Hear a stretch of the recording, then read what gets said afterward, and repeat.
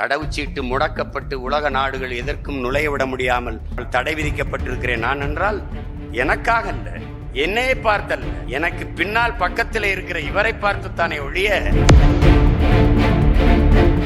இந்த அவமானங்கள், ஏச்சு பேச்சுக்கள், விமர்சனங்கள் இதையெல்லாம் தாங்கி கிடக்கிற உறுதியை தந்ததும் அந்த தலைவர்.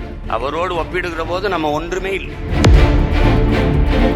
ஆனால் அந்த வயதில் இருந்து தனக்கு கொடுக்கிற காசை சேர்த்து சேர்த்து சேர்த்து தன் தாயகத்தின் விடுதலைக்கு துப்பாக்கி வாங்கியவன் உலக வரலாற்றிலே.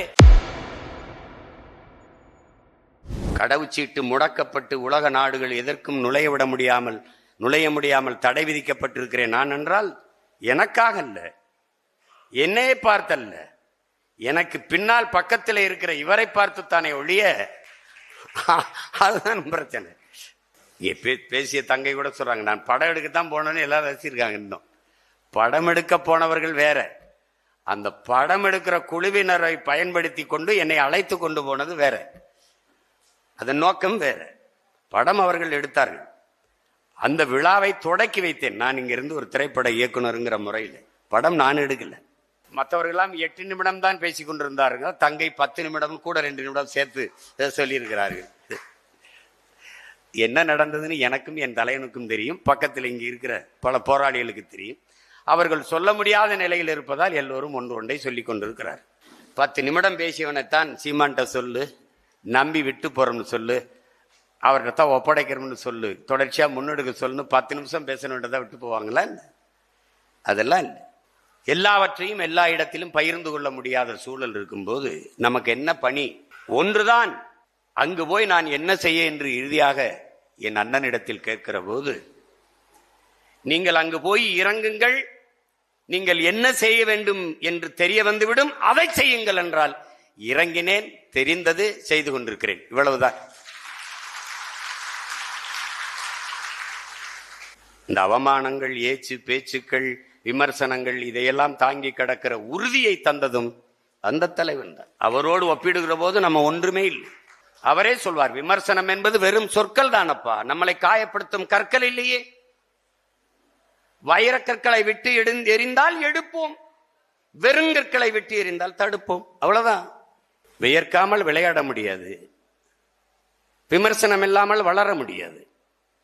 விமர்சனத்தை தாங்க முடியாதவன் விரும்பியதை அடைய முடியாது, அவதூறுகளை கூட கடக்க முடியாதவன் அற்ப வெற்றியும் தொட முடியாது. இதனால் தலைவருடைய பிறந்த நாளை போற்றுகிற, மகிழ்ந்து கொண்டாடுகிற தமிழ் சமூக மக்கள், இங்கே பேசிய நம்முடைய தங்கை காளியம்மாள், தம்பி களஞ்சியம், அண்ணன் வினோத் போன்றவர்கள், தங்கை அனீஸ் போன்றவர்களெல்லாம் குறிப்பிட்டார்கள், தங்கை ஜெனிஃபர், தம்பி துரைமுருகன் எல்லாரும். இப்ப நாம் என்ன செய்வது என்பதுதான் நமக்கு இருக்கிற கடைசி வாய்ப்பு என்பது அரசியல் விடுதலை தான்.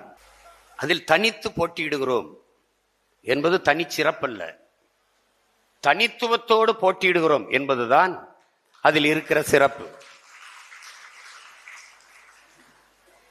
அங்கே தனித்து என்ற வார்த்தையை நாம் தவிர்க்க வேண்டும். நாம் தனித்து இல்லை, மக்களிடமிருந்து மக்களுக்காக வந்தவர்கள், அந்த மக்களோடு சேர்ந்து களத்திலே நிற்பவர்கள் நாம் மட்டும்தான். 8 கோடி தமிழ் மக்களோடு இணைந்து தேர்தலை எதிர்கொள்கிற ஒரு அரசியல் இயக்கம் நாம் தமிழர் கட்சி மட்டும்தான். ஒரு தலைவன் என்பவன் தன் மண்ணை முழுமையாக நேசிக்க வேண்டும், தன் மக்களை முழுமையாக நேசிக்க வேண்டும், நம்ப வேண்டும். நாம் நம்புகிறோம், அதனால் யாரோடும் சேராமல் நிற்கிறோம், மக்களோடு சேர்ந்து நிற்கிறோம், மகத்தான நோக்கத்திற்காக நிற்கிறோம்.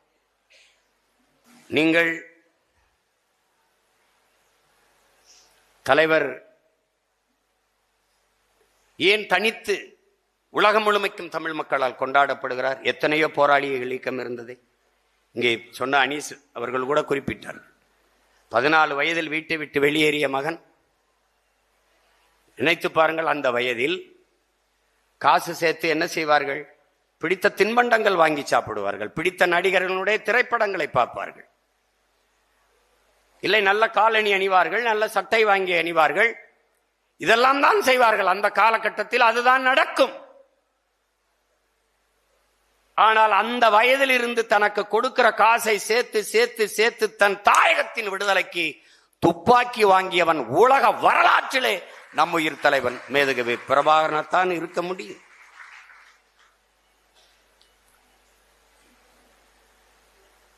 எது ஒன்றையும் இழக்க தயாராக இல்லாதவன் பிரிதொன்றை அடைய முடியாது. முதலில் அவர் தன் உடன் பிறந்த உறவுகளையும் பெற்ற தாய் தந்தையும் உற்றார் உரிமையை துறந்தார். ஏன்? ஒரு போராட்டக்காரனுக்கு, ஒரு லட்சியக்காரனுக்கு, ஒரு கொள்கை வீரனுக்கு, ஒரு புரட்சியாளனுக்கு இரத்த உறவை விட லட்சிய உறவே மேலானது என்ற கோட்பாட்டை கொண்டு, குடும்ப உறவை விட கொள்கை உறவே முதன்மையானது என்ற கோட்பாட்டை கொண்டு வெளியேறினர்.